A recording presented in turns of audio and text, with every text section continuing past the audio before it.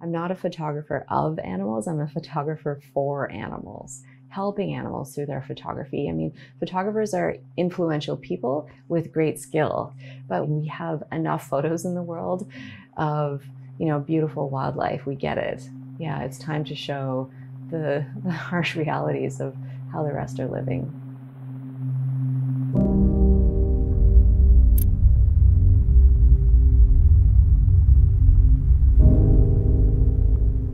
At the Turkish-Bulgarian border, all of the trucks from the EU are coming into Turkey to slaughter mostly male animals. It's one part of this entire industry that should not exist. I mean, the whole thing should not exist. But for me, it's important to photograph live transport because it's a part of all of the system that we don't think about. We think about, if anything, like a happy animal in a field. But what has this cow been through? So many stages. And one of those big stages is transport. And so I want people to see inside the trucks the way I'm here seeing inside the trucks, so that they can know, so that they can care, so that they can change. That's the point of everything that I do, is getting them to see and to care and to change.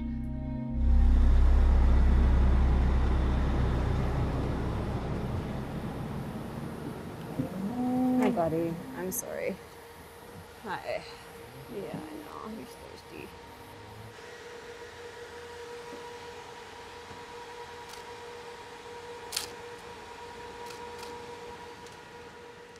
They're curious, and I think they sense that we mean no harm, and perhaps even that we're gentle, and the curiosity comes out, and that curiosity and that individuality in each animal is something that I want to see and something I want to photograph.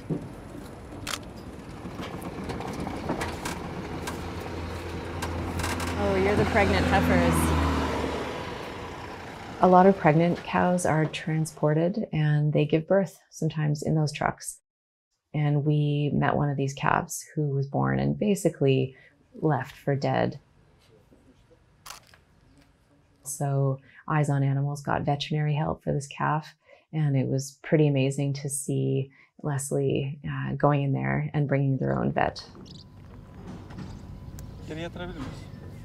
So they are administering some fluids, I think possibly some antibiotics as well. She's very weak, very dehydrated, and it's just great that they are here doing this, like they could just not do this, but they are just hands-on as much as they can.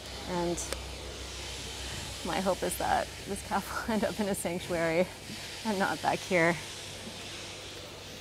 What a way to start a life, huh?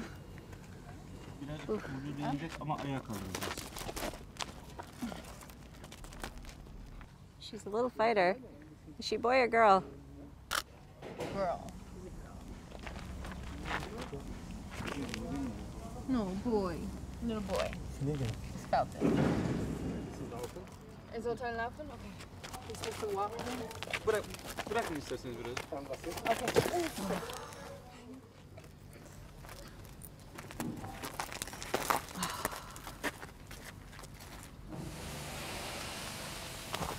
Oh shit. It costs money to have a vet come, and the calf is not worth much money at all. So they're just taking a chance if the calf survives and grows, and they can eventually sell him for meat. And if he doesn't survive, okay, he doesn't survive, but why would you put money into a calf if it's just going to cost you money? Our vet, who's good, said that this calf has been like that for 10 days and is in serious pain. So I think a lot of animals that are born at the border that have no value, they're just left to die. Yeah.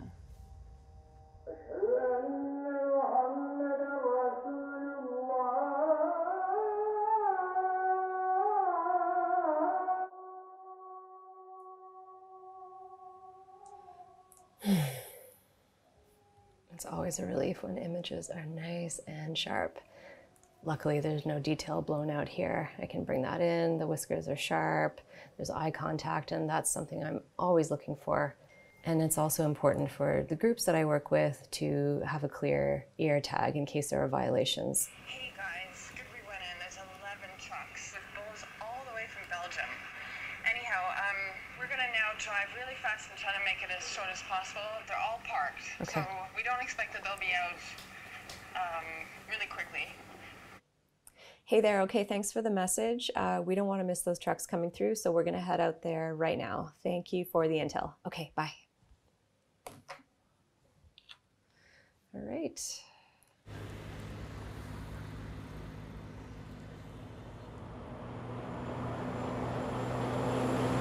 Let's see where these, oh, this is one of the Belgian trucks, I think. So I'm really interested in seeing this one because they've come a really, really long way.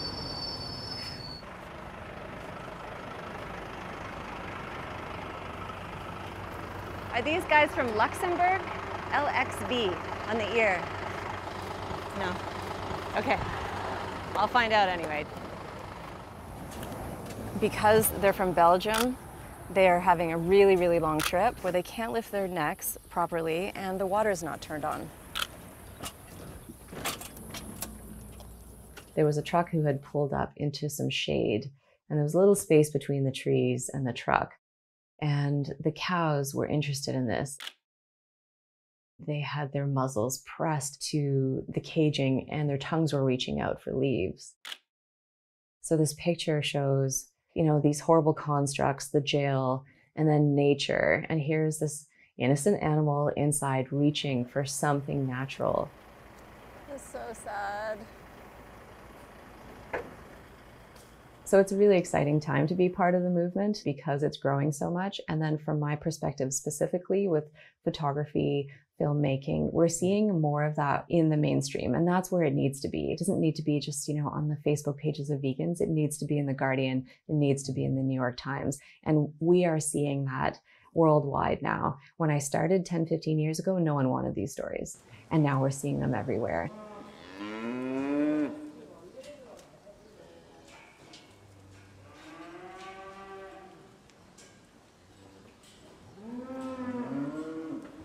I choose not to live in that pain. I don't live in that adrenaline-filled emotional place because I will burn out, and the animals need all of us to hold on for them as long as we possibly can. Hey, buddy. They're nice. Yes, you're nice. I'm glad that they're here, that they have this temporary space, this temporary reprieve from the heat and the trucks. Kind of kills me though, you know, like, because when they get a minute of rest like this, it's just doesn't really matter much because they're going to the same place anyway, right? Like they're just, it's still going to end badly for them.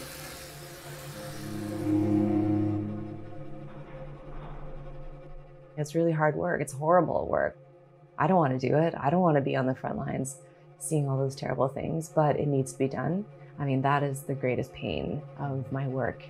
I face millions and millions and millions of animals that I can't help. I'm just there to document the hell they're going through and then photograph the next animal going through hell so that people can see. Yeah, I've seen plenty. I've seen plenty of slaughter.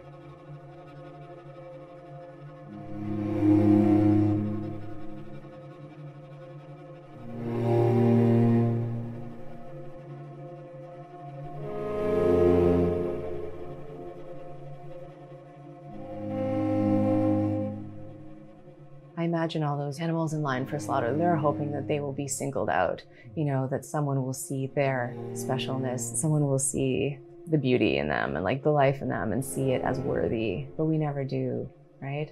And I face these animals when I photograph them being slaughtered and I see their value, their inherent value because they're alive and I can't help them. And it's horrible.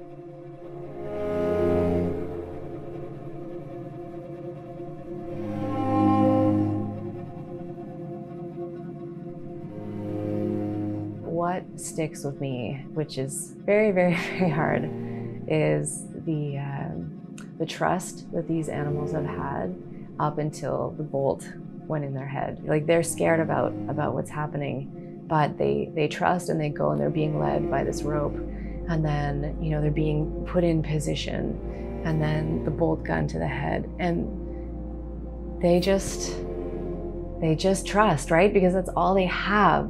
They don't have any autonomy in life. Everything is dictated for them from the moment they're born. And, you know, they trust that we're gonna do well by them. And then And then that, the bolt in the head, getting their necks sliced and sliced and sliced and hanging by one leg. And so often those animals are still conscious when they're hanging, huge bodies hanging by a chain. I mean, where did we come up with this stuff? It's unbelievable. Why did we ever think this is okay?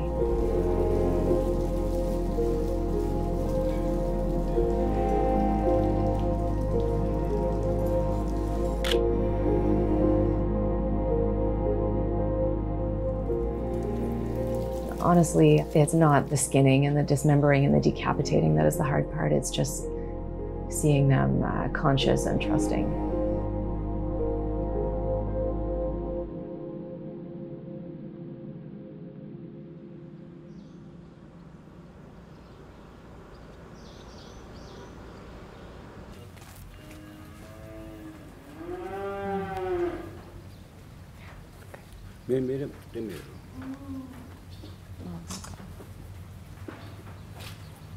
That's a good sign. Yeah. And she's standing still, which is good too. He's drinking from one of the cows that is lactating, that has a bit of milk in her udder. It could be her mother. We still don't know. They don't know. And that's a good sign. It means the treatment from the vet that we had come, I think, had a positive effect, because he seems a little bit better today. Even though this calf probably won't have a very good life here, and he'll be slaughtered, which is cutting the throat of an animal and bled out, fully conscious. The least you can do for an animal that's in pain is to try to help him get out of such excruciating pain.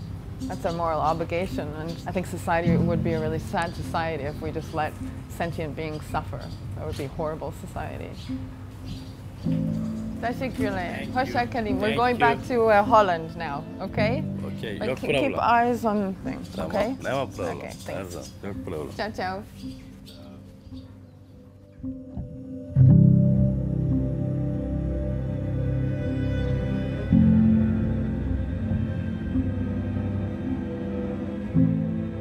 When I was a meat eater, I thought it was going to be a big challenge to care and to go vegan. I thought that was going to be a hardship. And what I want people to know is that it's a joy, not a hardship. And it feels good intellectually, morally, spiritually. And I encourage people to try it out. You know, it's just leading with kindness, basically. That's what we all need to do, is lead with kindness, and that'll change the world.